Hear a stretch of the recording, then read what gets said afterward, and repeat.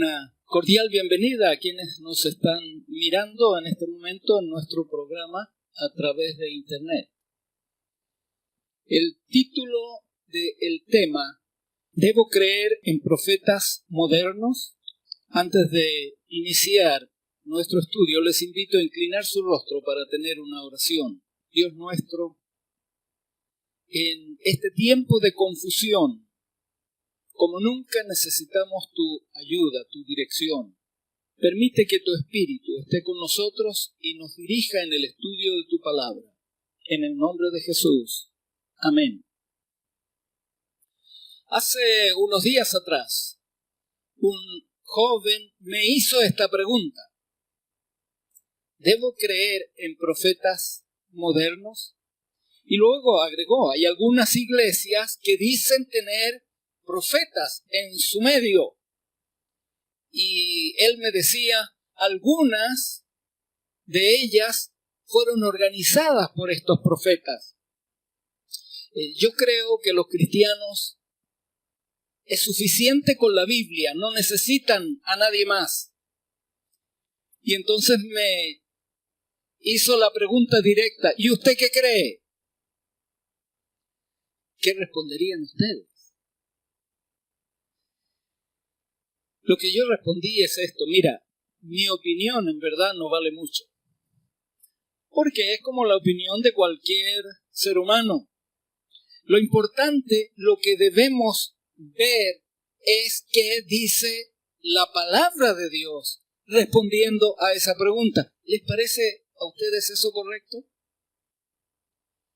La palabra de Dios es nuestra única guía como cristianos. Y cuando digo cristianos, ustedes ya saben, no importa a la iglesia que tú asistes, a la iglesia que tú perteneces, si amas a Cristo y deseas servir a Cristo, entonces el mensaje es para ti también.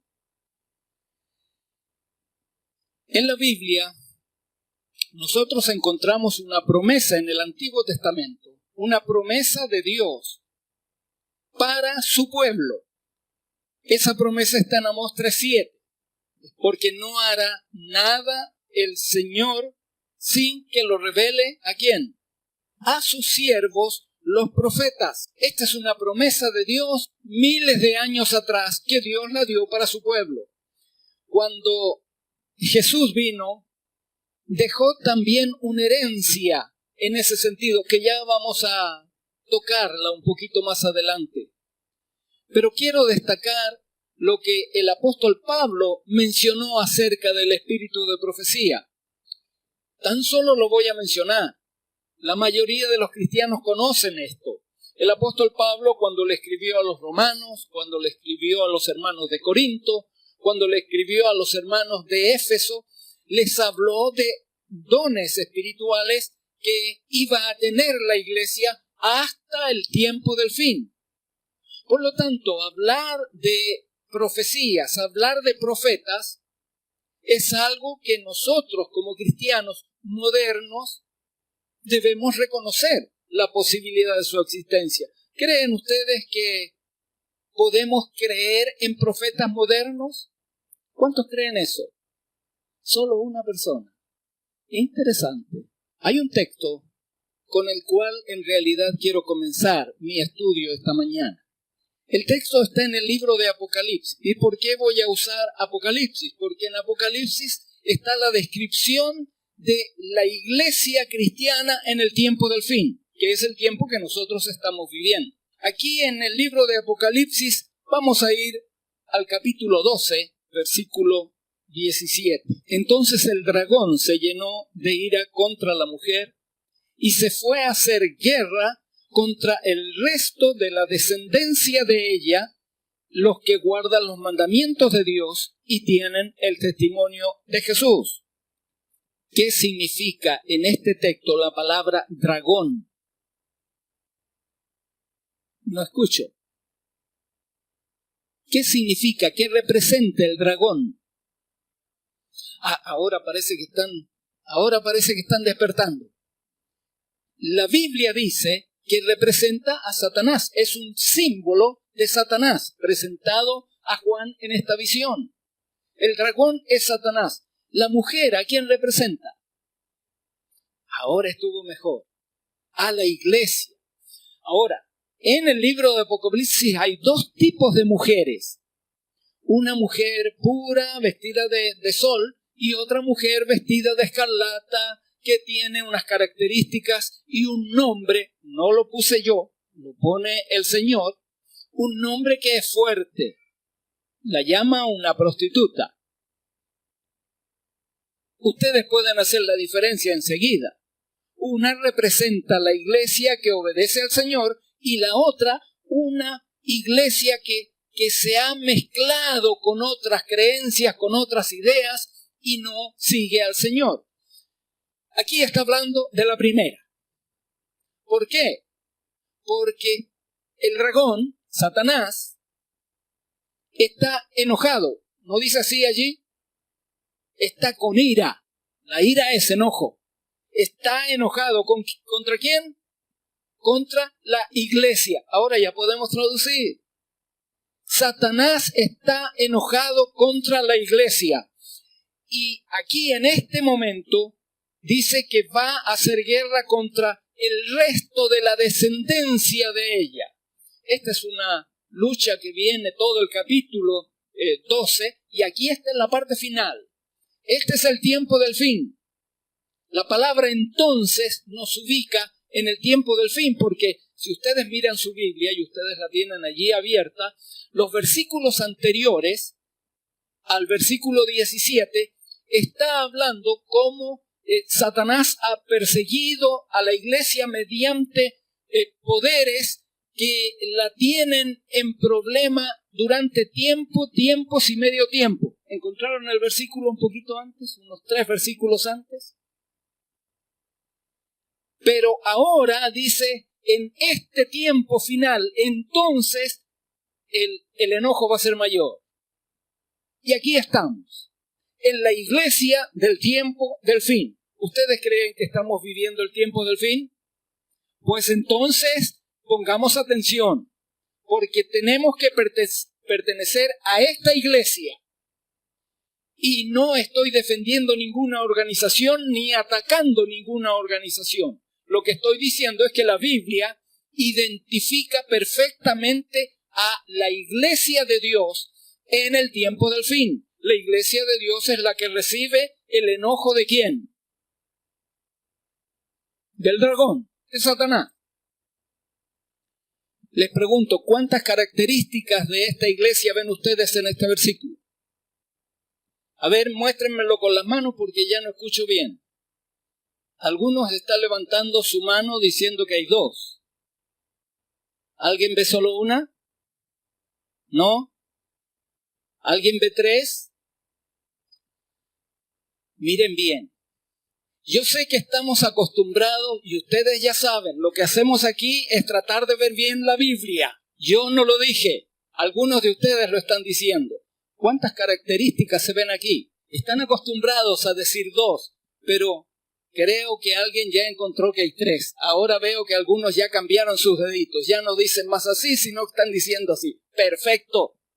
Ahí están las características de la iglesia del tiempo del fin. La primera es el objeto de la ira de la guerra del dragón. Esta es la primera característica. Significa que la iglesia cristiana del tiempo del fin iba a ser una iglesia que iba a estar tranquilamente viviendo en este mundo. Ustedes ven que aquí hay un asunto serio. La iglesia no podía estar navegando en aguas tranquilas. El dragón iba a estar enojado de tal manera que iba a tratar de destruir la iglesia del tiempo del fin. Solo que la forma de destrucción iba a ser diferente a lo que había utilizado en tiempos y medio tiempo. Los que han estudiado las profecías saben a qué se refiere eso. La manera de mostrar su ira iba a ser diferente. La siguiente característica, ¿cuál es? Esa ustedes la saben muy bien, ¿cierto? La siguiente característica es la que guarda los mandamientos de Dios. Y no voy a comentar más porque en esto somos especialistas, ¿o no? y la tercera característica. La tercera característica es que tienen el testimonio de Jesús. Y sobre esto quiero enfatizar nuestro estudio en esta mañana. ¿Y por qué? Porque hoy día, dentro de la iglesia, hay personas que no creen que debemos creer en el testimonio de Jesús. El ataque de Satanás ha sido tan sutil que hay muchos adventistas del séptimo día que no aceptan el espíritu de profecía. Yo no sé cuál es la condición de ustedes, ni yo voy a discutir con ustedes. No, simplemente vamos a mirar lo que dice la palabra de Dios. Una sola cosa sé: que la iglesia del tiempo del fin tenía que tener estas tres características. Si algunos no aceptan el espíritu de profecía, no son parte del remanente. Pueden ser miembros de la iglesia, pero no son parte del remanente. ¿Nos queda claro eso? Porque la iglesia remanente tiene estas características. ¿Qué significa el testimonio de Jesús? Si yo pregunto eso, estoy seguro que rápido me van a dar una respuesta. Pero un momentito.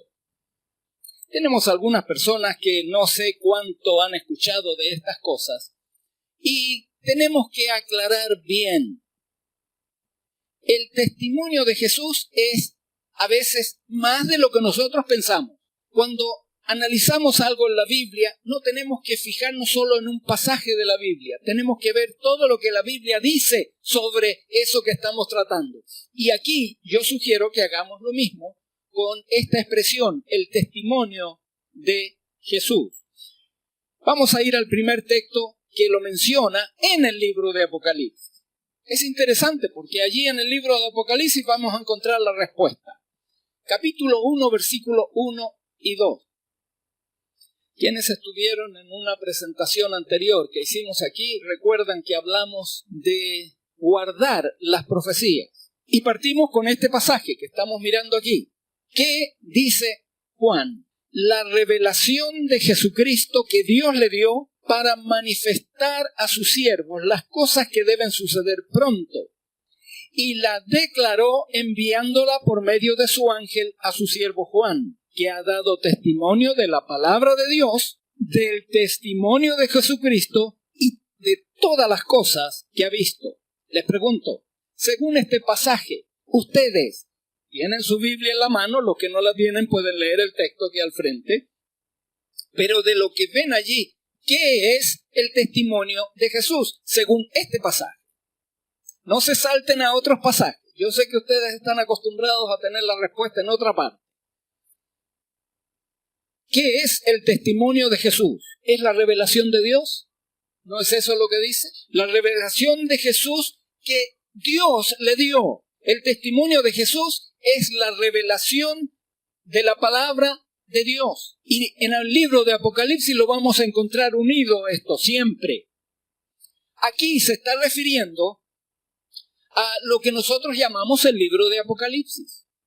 Porque es lo que Juan está diciendo. Esto es lo que la palabra de Dios, que Dios le dio a Jesús, que Jesús se la dio al ángel, que el ángel me la dio a mí y yo se la estoy dando a ustedes.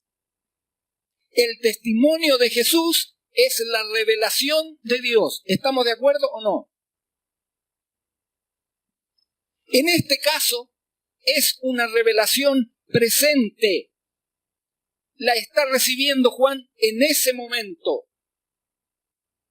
Y él nos está enseñando que el testimonio de Jesús es la revelación de Dios, que él entrega a un profeta. Este es el testimonio de Jesús. Regístrenlo en su mente porque necesitamos seguir sumando este pensamiento. Otro versículo. Apocalipsis capítulo 1, versículo 9. Allí dice: yo, Juan, hermano de ustedes, compañero en el sufrimiento, en el reino en la perseverancia que tenemos en unión con Jesús, estaba en la isla de Patmos por causa de ¿qué? De la palabra de Dios y de qué más, y del testimonio de Jesús. ¿Por qué estaba en la isla de Patmos a donde lo mandó Domiciano? ¿Por qué estaba allí Juan? Por causa de la palabra de Dios y el testimonio de Jesús. Están juntos. ¿A qué se refiere aquí el apóstol? ¿A qué se refiere Juan? ¿Se refiere a esa revelación del libro de Apocalipsis? Los estoy haciendo pensar esta vez, ¿ah? Hermanos queridos, no se refiere a eso, porque él dice, yo estoy aquí por causa de. Significa que esto es algo de antes. ¿Cuál es la revelación de Dios por medio de los profetas antes de Juan? ¿Cuál es esa revelación? Sí, pero ¿a qué se refiere él cuando dice, yo estoy aquí por causa de? Significa que hay algo que él estaba haciendo antes por la cual está aquí. Por predicar el evangelio de Cristo Jesús, pero él está diciéndolo de otra manera. Él dice por causa de la palabra de Dios. ¿Cuál era la palabra de Dios para Juan? Le llamamos Antiguo Testamento, hermano. ¿Están de acuerdo con lo que estoy diciendo? Juan, Jesús, todos los discípulos, toda la iglesia cristiana, lo único que tenía su Biblia de ese tiempo era el Antiguo Testamento. ¿Están de acuerdo con lo que digo, hermano? Ese era el testimonio de Jesús que tenía Juan. Y él, por causa de ese testimonio de Jesús, por causa de la predicación que él hacía, porque él no solo hablaba de Jesús, sino lo que él hablaba es que Jesús cumplía todo lo que el Antiguo Testamento decía. ¿No es eso lo que enseñaba? Por causa de esa predicación, Juan estaba preso. Por lo tanto, aquí el testimonio de Jesús representa la revelación de Dios, pero una revelación en donde las cosas ya están escritas. No solo es la revelación presente que Juan está recibiendo, en el versículo 1 hablaba de esa, que está recibiendo allí, es fresquita. Esto es lo que yo les voy a mostrar a ustedes, él me lo acaba de revelar. Pero yo estoy preso aquí, ¿por causa de qué? Por la revelación pasada. Y la revelación pasada, el testimonio de Jesús pasado, ¿cuál era? El Antiguo Testamento. ¿Me están siguiendo? Esto es importante. Muchos cristianos hoy día dicen que el Antiguo Testamento era para el pueblo judío. Juan está preso no por ser judío. Está preso por causa de la palabra de Dios, el testimonio de Jesús, registrado, escrito en el Antiguo Testamento. La iglesia cristiana tenía como base el Antiguo Testamento. Cristo Jesús usó el Antiguo Testamento. Esta es la base sobre la cual la iglesia cristiana caminó. Ustedes ven, Juan está escribiendo uno de los libros del Nuevo Testamento. Pero un momentito. Para nosotros hoy día es bien sencillo. Para nosotros es bien sencillo aceptar la Biblia, Antiguo y Nuevo Testamento. ¿Es verdad que es sencillo para nosotros? Reconocemos que es la palabra de Dios. Claro que sí. No era así en el tiempo de Juan. Lo que ellos tenían era la revelación pasada. Ellos le llamaban la Escritura. Esas son las revelaciones dejadas por los profetas. Eso era lo que ellos tenían. Pero ahora, en el libro de Apocalipsis, nos enseña que la iglesia tenía la revelación pasada del Antiguo Testamento y ahora está teniendo una revelación presente por medio del testimonio de Jesús que le llega a Juan. Lo que Juan está recibiendo y va a entregar a la iglesia tenía que ser aceptado así a ojos cerrados. había que examinarlo. Había que ver si lo que decía el viejito Juan estaba en armonía ¿con qué? Con la Escritura. Y cuando decimos Escritura, usando el lenguaje de la Biblia, es el Antiguo Testamento. ¿Por qué? Porque el testimonio profético tiene que armonizar. Hermanos queridos, y esta es la clave. El testimonio de Jesús, el espíritu de profecía, actúa a través de las edades de la misma manera. No hay contradicción. Por eso, cuando un profeta habla, hay que confirmar si su mensaje está de acuerdo o no está de acuerdo con las Escrituras. ¿Están de acuerdo con lo que estoy diciendo? Por lo menos 3 dijeron amén. Me animo. Un texto más, que es el que comenzamos leyendo. Llegamos al tiempo del fin. Entonces el dragón se llenó de ira contra la mujer y se fue a hacer guerra contra el resto de la descendencia de ella, los que guardan los mandamientos de Dios y tienen y poseen y guardan el testimonio de Jesús. Aquí, hermanos queridos, no hay una explicación de lo que es el testimonio de Jesús, sino aquí los que tienen el testimonio de Jesús lo tienen como una señal, como una marca. Esta es la marca que posee el remanente. Por lo tanto, la iglesia cristiana del tiempo del fin, que se llame iglesia remanente, debe tener el espíritu de profecía en su medio. ¿Sí o no? ¿Están de acuerdo o no? Esto es lo que dice la palabra de Dios. Esta es una característica de pertenencia. El remanente lo tiene. Si un miembro de la iglesia rechaza al espíritu de profecía, no es parte del remanente. Debe tenerlo, debe poseerlo, debe manifestarse en su medio. Ahora, ¿cómo define Dios la expresión testimonio de Jesús? Apocalipsis 19:10. Esto confirma que el remanente tiene que tener en forma activa, presente, el mismo espíritu que actuó con los profetas. ¿Qué dice allí? Yo me postré a sus pies para adorarle. Juan está hablando, se quería adorar al ángel. Y él me dijo, mira, no lo hagas. Yo soy consiervo tuyo y de tus hermanos, atención aquí, que retienen el testimonio de Jesús. Adora a Dios, porque el testimonio de Jesús es ¿qué cosa? El espíritu de profecía. Hermanos, es el mismo espíritu de profecía que actuó con Elías, con Isaías, con Jeremías, con Daniel, con Juan el Bautista, con Juan. Y aquí está lo interesante de estas declaraciones de Juan. La iglesia remanente en el tiempo del fin debía tener este mismo tipo de revelación. ¿Debía tenerlo o no? Según lo que hemos estado viendo, según la Biblia, el remanente debe tener. Si no lo tiene, significa que no es el remanente. Ambas revelaciones, la del pasado y la del presente, tienen la misma fuente. ¿De dónde vienen? De Dios. El testimonio de Jesús es la revelación de Dios.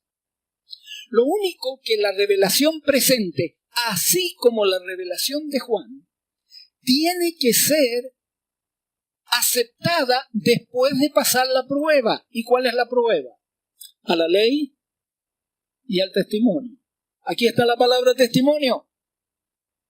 A la ley, recuerdan los 5 primeros libros de la Biblia, y a lo que dicen los profetas históricos, los profetas del pasado. Todo lo que se diga hoy tiene que estar en armonía con lo que se dijo allá, porque el espíritu de profecía es el mismo, ayer, hoy y hasta que el tiempo nuestro se termine. ¿Qué es el testimonio de Jesús? Era nuestra pregunta. Y ahora creo que podemos decirlo en forma muy simple. Para las personas que están escuchando esto por primera vez, el testimonio de Jesús es la revelación de Dios. La revelación de Dios dada por el Espíritu de profecía. El Espíritu de Dios da este don a los seres humanos para que Dios revele todo lo que Él va a hacer.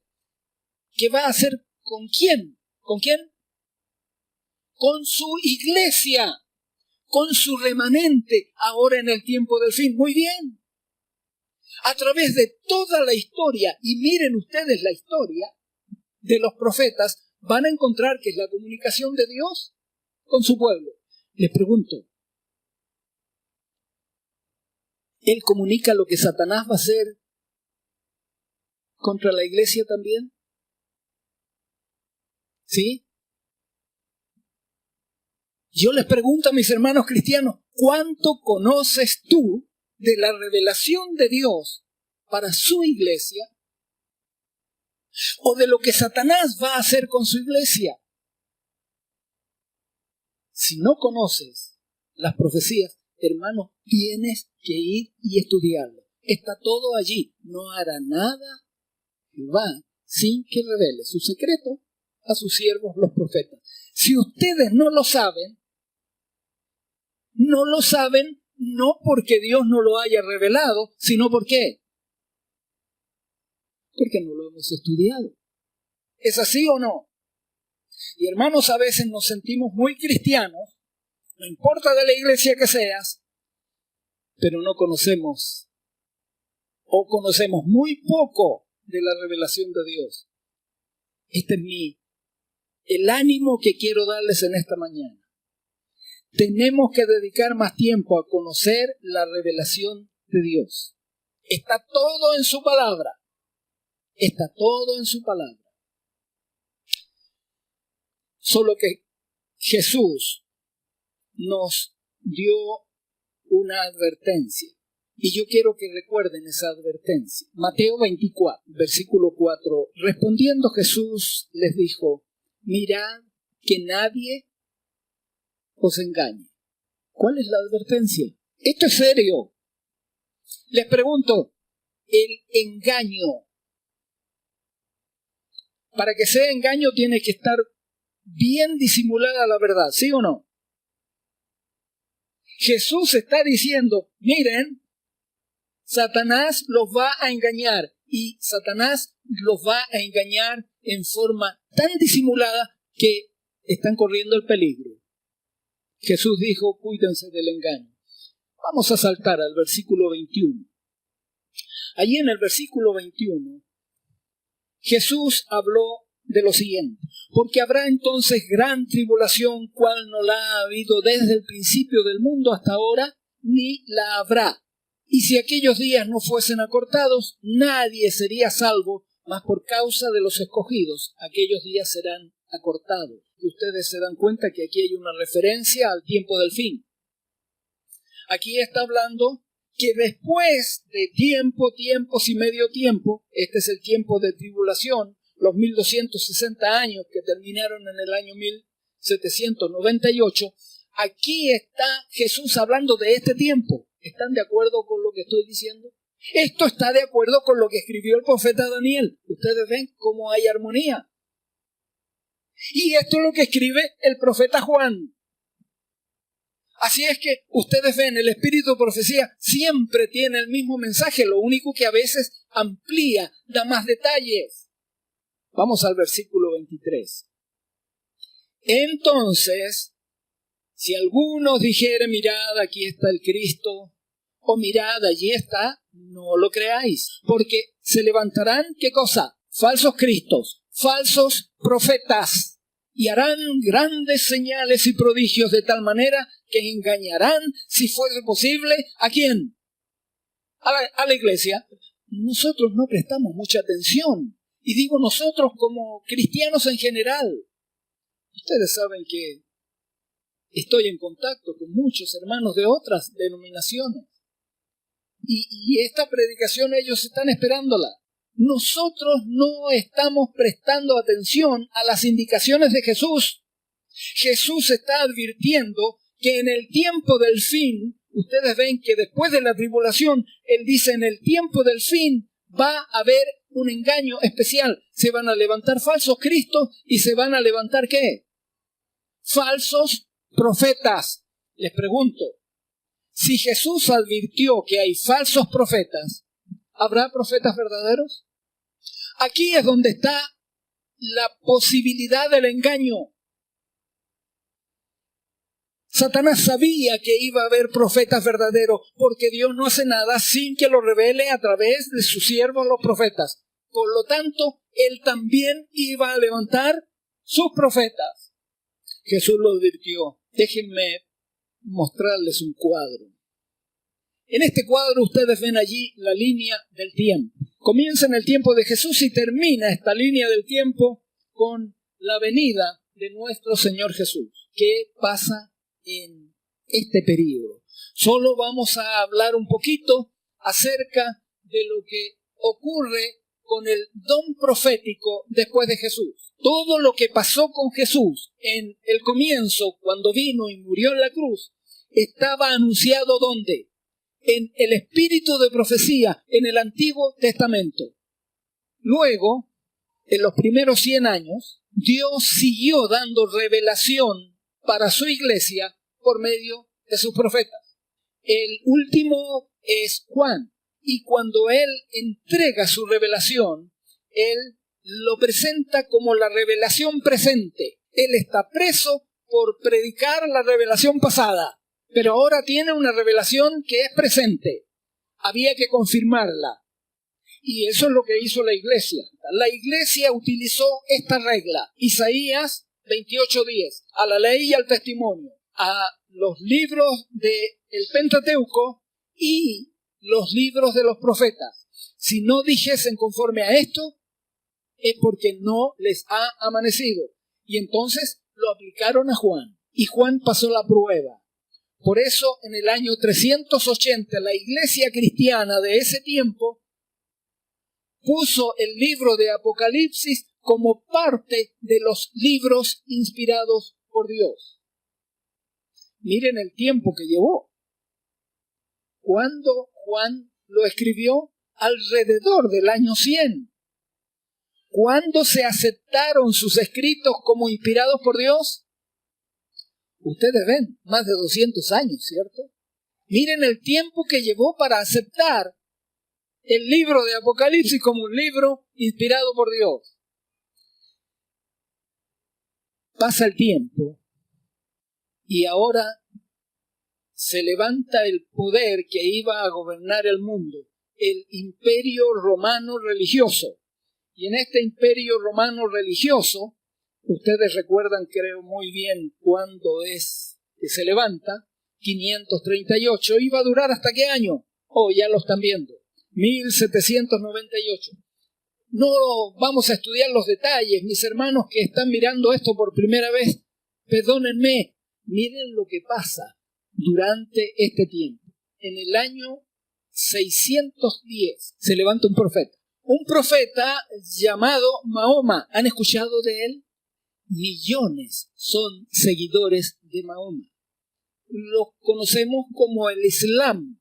¿Saben lo que significa la palabra Islam? Tiene muy mala referencia a la palabra Islam, pero tiene un lindo significado. ¿Saben lo que significa? No, significa someterse. Son los sometidos.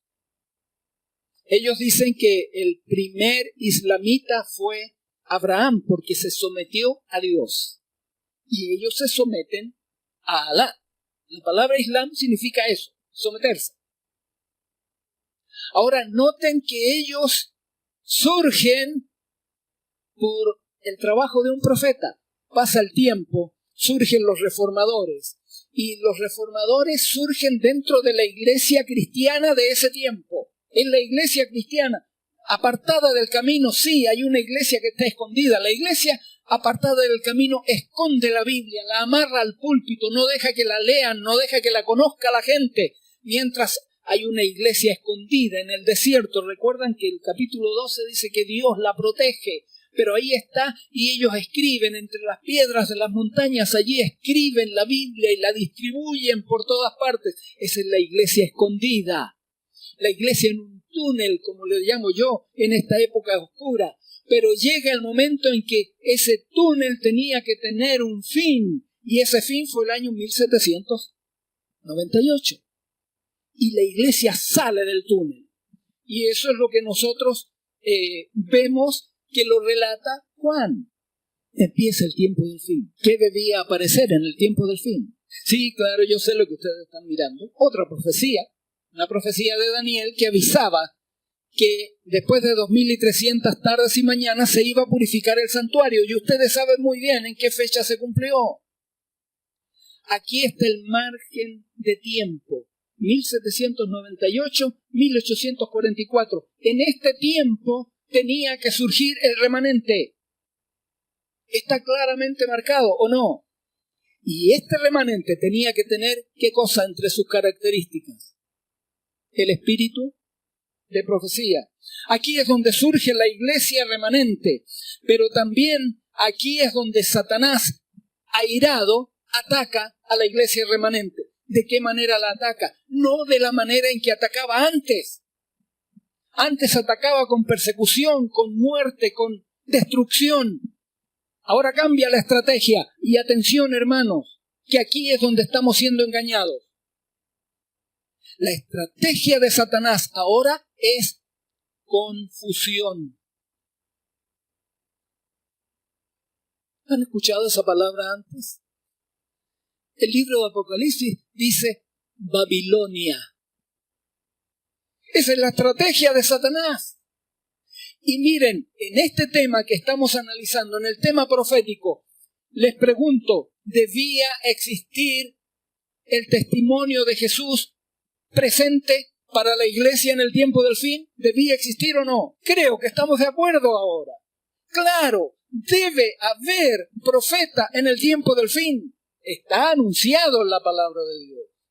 Lo único que Satanás usó su estrategia.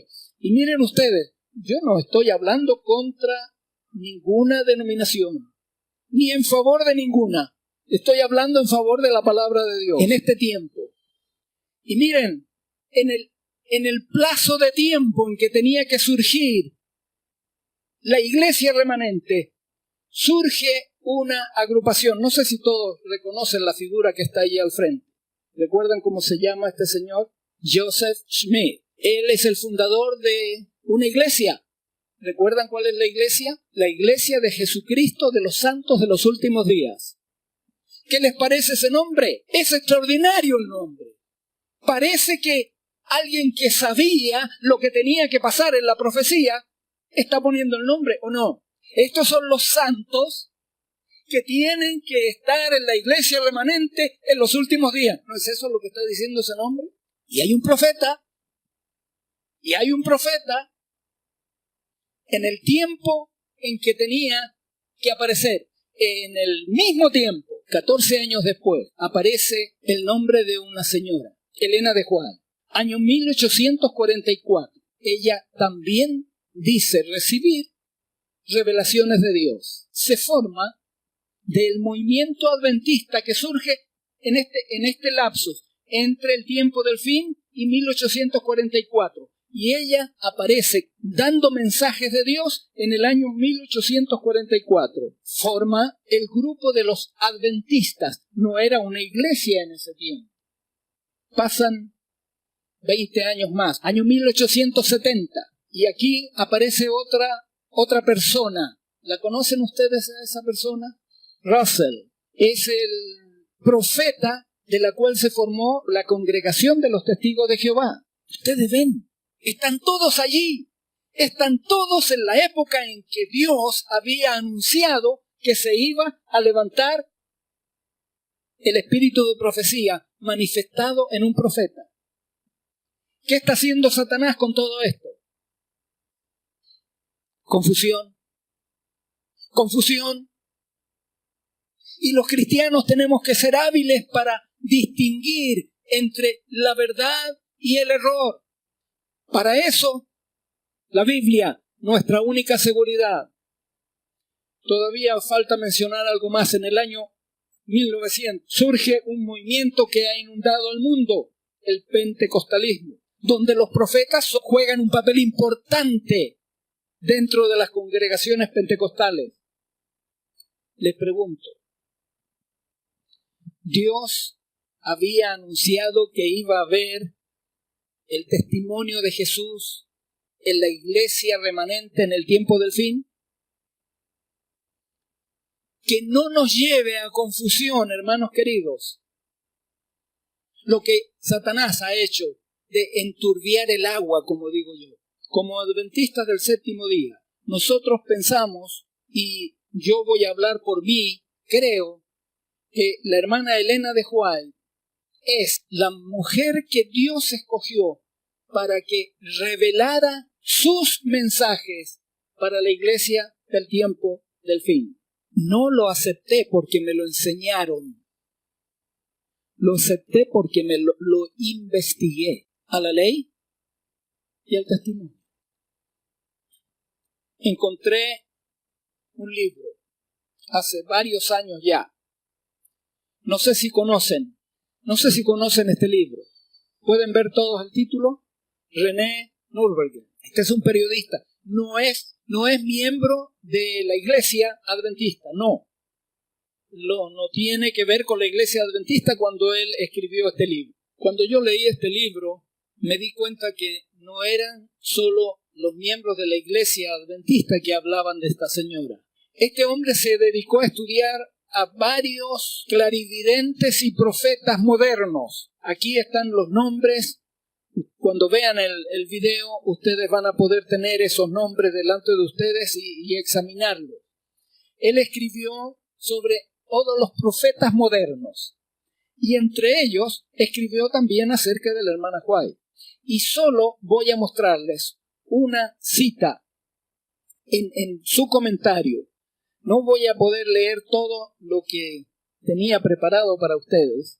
Tal vez les voy a hacer leer esto que él escribe en la página 30 y 31. Miren lo que él dice sobre la situación religiosa al comienzo de los años 1800. Miren lo que él dice. Los movimientos espiritistas guiados por medium se convirtieron pronto en parte integral ¿de qué? De la confusión religiosa que reinó en la década de 1800. Los medios aseguraban estar guiados por poderes invisibles, pero esto afirmaba de sí también la señora White. Ustedes ven la confusión. Ella estaba en el medio de toda esa confusión religiosa. Y la pregunta de él, ¿había realmente alguna diferencia? ¿Existe tal vez la posibilidad, aunque sea vaga y remota, de que ella también hubiera sido influida por las mismas fuerzas que controlaban a los medios de su tiempo y a los de la actualidad? Y de allí en adelante, él se va a dedicar a hablar de la señora de White. No les voy a decir nada más por hoy. Ya tienen el libro. Consíganlo. No se los voy a prestar, ¿ah? Hermanos, la palabra de Dios es bien clara. Dios no hace nada sin que lo revele a sus siervos, los profetas. Él anunció que iba a haber profetas hasta el tiempo del fin. Tenemos que estar atentos. Pero cada reclamo que se haga a alguien de ser profeta tiene que ser examinado estrictamente a la ley y al testimonio. Que Dios nos ayude a poder distinguir entre la verdad y el error. Que Dios nos ayude a ver claro en esta confusión, en esta Babilonia que Satanás ha creado con el propósito de engañar aún a quienes, a los escogidos. Así lo dijo Jesús. Que Dios esté con cada uno de ustedes en mi oración en esta mañana. Les invito a inclinar su rostro para orar. Dios nuestro, gracias por tu palabra. Y gracias porque tú nos hablas que siempre has querido revelarte a nosotros, mostrar tus planes. Y gracias porque nos has dejado una guía segura. Tu palabra escrita, ayúdanos, Señor, a caminar de acuerdo a esa lámpara que nos va a guiar hasta el fin del tiempo. En el nombre de Jesús. Amén.